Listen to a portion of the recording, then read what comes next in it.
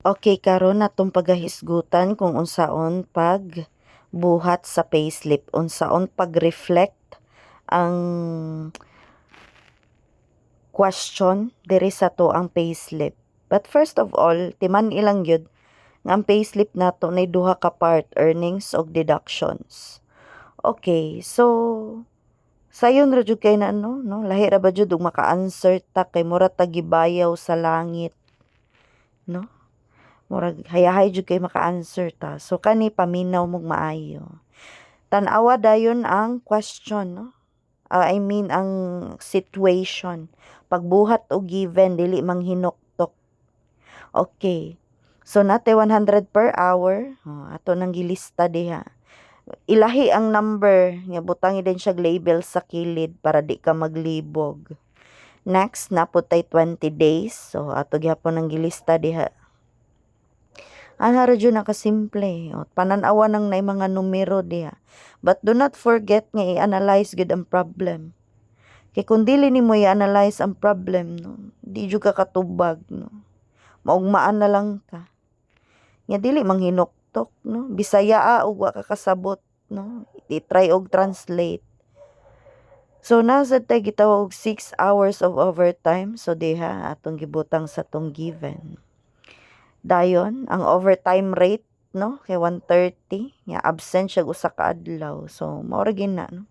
Karon pangitaon na tong net pay. Net pay kanang ma-withdraw na ba nimo in the end of the day.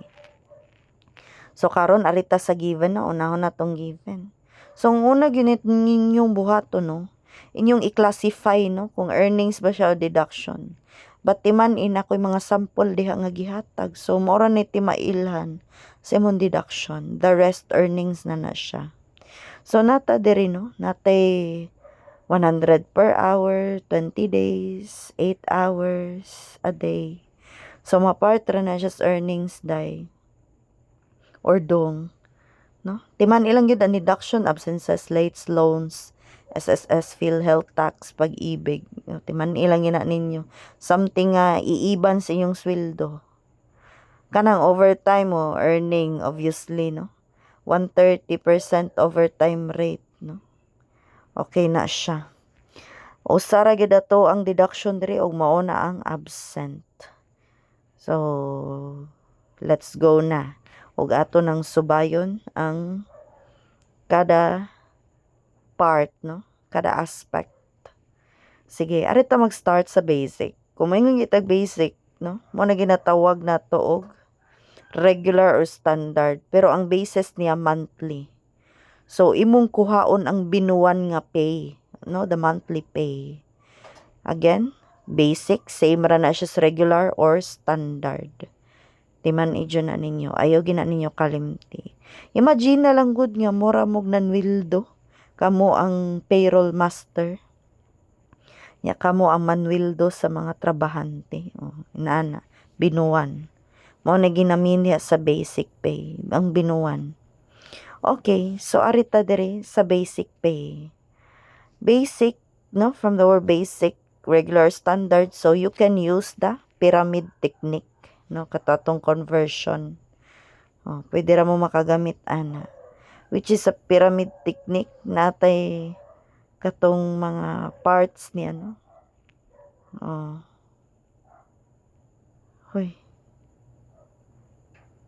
Natay year, month, week, days ug hours. So imo ra na i-classify di ang nasa given. So para makuha nimo ang monthly, no, namatay 100 ang inuras, 100 per hour. Per hour. So obviously ibutang nimo siya sa hour. 20 days. So obviously ibutang nimo siya sa days ang 20. Then 8 hours. So asa man ibutang? Obviously sa hours itapad lang na siya, butang ila na siya parenthesis. Okay. Sige, miss ang allowance, overtime, wala na, lahi na sana siya, no? Ang basics raman natong ikuha para makuha na tong basic nga monthly pay. So sa to nakita, no, ang atong pangitaonon kay ang monthly pay nga basic. So Arita sa monthly, no? Obviously, no? Pataas, pasaka, so multiply. But unahon sa naton daily. So sa daily, ato sang i-multiply ning imuhang 100 nga inoras og 8 hours a day. So meaning ana ko i-multiply nimo 800 pesos per day na. Oh, timan-i 800 imong inadlaw. Imong inadlaw nga 800 nya 20 magkaka-adlaw nagtrabaho. So i-multiply ra nang duha, no? Kay pasaka man naton direction. So 800 times 20. So ang atong answer ana kay 16,000. Very good. Now, humanata sa basic, ato na sa paghisgutan ng overtime. Nabatay overtime diha sa given? Yes, of course, natay overtime. So, ilista sa na diha imong inadlaw nga 800 kay basin imo nang malimtan. So, arita sa overtime pay, no? Ang overtime pay, timan ilang yun, no? Nga ang base na to diha kay hourly rate. So, isuwat na diha, hourly rate times rate, no? Ang rate sa mong overtime, which is ang naadiha, no? 130%. So, sa pagkuha sa hourly rate, no? Nara diha per hour, o pila daw imong hourly rate, o usa gatos. Na imong rate ka ng 130, but di man ta makadali-dali og subay din ana. Need pa na nato i-convert ang percent to decimal, no? Timan ilang gyud nga sa percent, no? Ang tuldok na as pinakaulhi permi. So i-move na nimo siya kaduha padulong sa wala or left. So para ana, no, nahimo na siyang 1.30. So kanang 1.30 ibutang na siya, itungod na siya sa rate kana perfect times OT. Ang gimin diha kung pila ka oras nag-overtime. So tan-awa ding given. O unom ka oras. Sige, i-multiply na tanan. O gamit og kalkyo kay para dili kita tantong malangay, no? Og sa diha nakakuha na tag 780 pesos. So meaning kanang 780 mo na tong overtime sa unom ka oras. So 780 ibutang na din imo, i-reflect na. Karon ari na pud ta sa nagsunod nga aspect niya, commission. Nabay commission?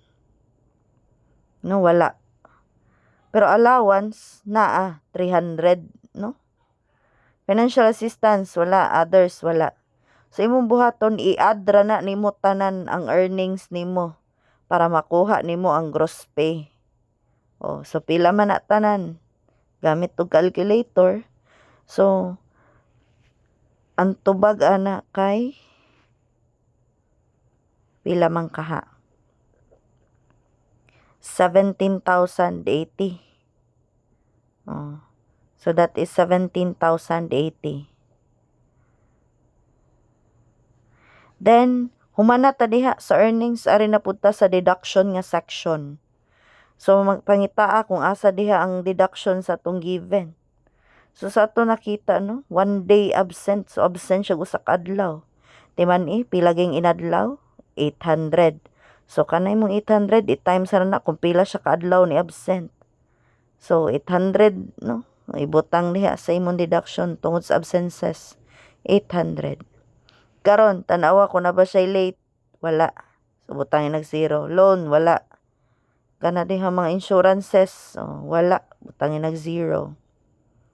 So sunod din imong buhaton, i-add na, ibutang na sa total deductions. So 800 plus 0 plus 0 plus 0, so 800 na siya. So para makuha ang net pay, no, ang answer sa gross pay ug ang answer sa total deduction imo ra nang i-minus. So 17,080 minus 800 gamit tig kalkyo para dili malangay, no? Ug unsa may answer sa net pay, mao na imong ma-withdraw or mao na madawatan sa trabahante. So ang answer kay 16,280 pesos. So mao na siya ang net pay. Okay, natubag na yung mga pangutana. And that's all. Hopefully nakasabot ra mo.